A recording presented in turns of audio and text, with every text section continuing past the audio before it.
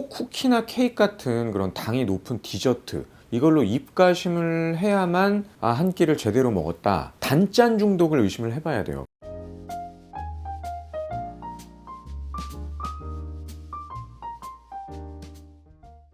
만약에 우리가 짠 음식을 먹은 다음 그러면은 입이 온통 이제 짠맛 상태가 된 거잖아요. 그러면은 단 걸 먹어도 뭐 웬만해서는 별로 달다고 안 느끼겠죠.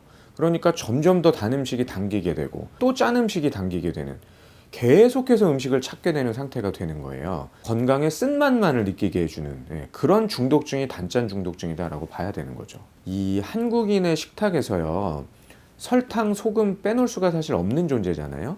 실제로 그런데 한국인의 설탕이나 소금 섭취량이 WHO에서 권장하는 섭취량, 권고 섭취량의 한 3배 정도 된다 이렇게 보고 있어요. 어마어마한 단짠 양을 먹는 거죠 지금. 비만은 뭐 당연한 거고요. 우리가 이렇게 달다고 느끼는 보통 단순당들 있잖아요. 이 단순당들은 유해균의 먹이가 될 가능성이 커요. 그러니까 단순당들을 과다하게 섭취를 했다. 장내 세균에 원하지 않는 불균형이 발생되는 것이고, 나쁜 균 때문에 우리 몸에 또 독소가 쌓여서 면역 기능은 떨어질 수밖에 없고 염증이 생기고, 베타아밀로이드라는 그런 물질이 체내에 자꾸 늘어나서 이 물질이 치매를 유발하는 물질로 알려져 있거든요. 그러니까 치매 발생 위험도 높아질 수 있다는 경고를 하기도 했어요.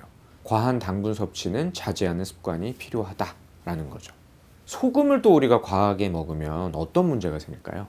혈압 상승, 고혈압 위험이 높아질 수가 있는 거죠. 뭐 이런 혈압이 올라간다라는 건 사실 우리가 많이 알고 있는 건데, 나트륨 과다와 관련해서 고혈압 말고 진짜 잘 모르시는 문제가 있어요. 그게 뭐냐면 골다공증. 골다공증 위험이 커질 수가 있어요.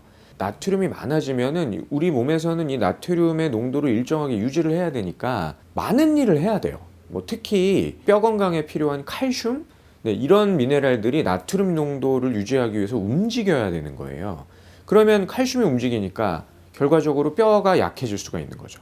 물론 이 나트륨이라는 거는 절대로 나쁜 성분은 아니고요. 우리 몸에 꼭 어느 정도는 필요해요.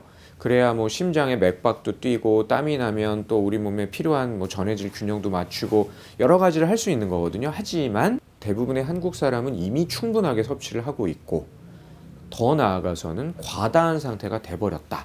그러니까 좀 줄일 필요가 있다라는 거죠. 당장 끊으면 안 되고요. 끊을 수도 없죠.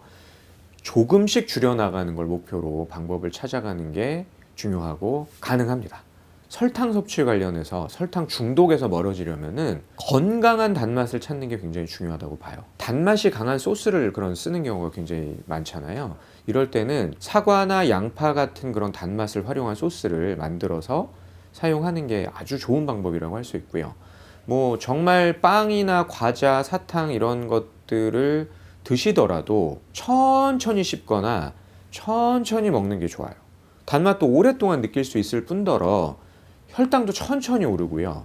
포만감도 더 느낄 수가 있으니까 많이 먹지 않을 수 있고 여러 가지로 도움이 될 수가 있죠. 그러니까 의식적으로 단맛을 서서히 줄이는 데에 도움을 줄 수 있다라는 거죠.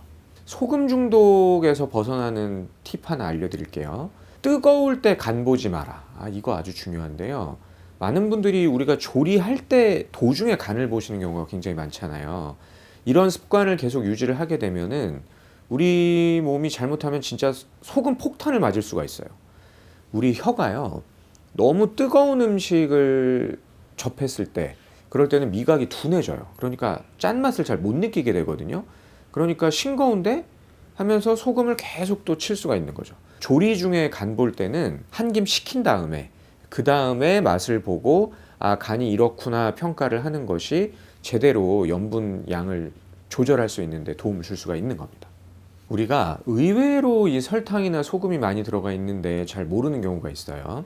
이 단짠 중독에서 벗어나기 위해서 특히 주의해야 할 그런 함정식품 이런 것들이 있거든요. 첫 번째, 무가당 요거트. 보통 우리가 무가당, 무설탕 이러면은 마음 놓인다 이렇게 생각을 하게 되잖아요. 하지만 이 무가당이나 무설탕 이런 것들은요, 무가당, 말 그대로 당을 추가로 가하지 않았다라는 거예요. 그러니까 당을 별도로 넣지만 않았을 뿐인 거고, 원래 그 식품에는 당은 있는 겁니다. 그러니까 당이 아예 없다 이렇게 말할 수가 없는 거고요.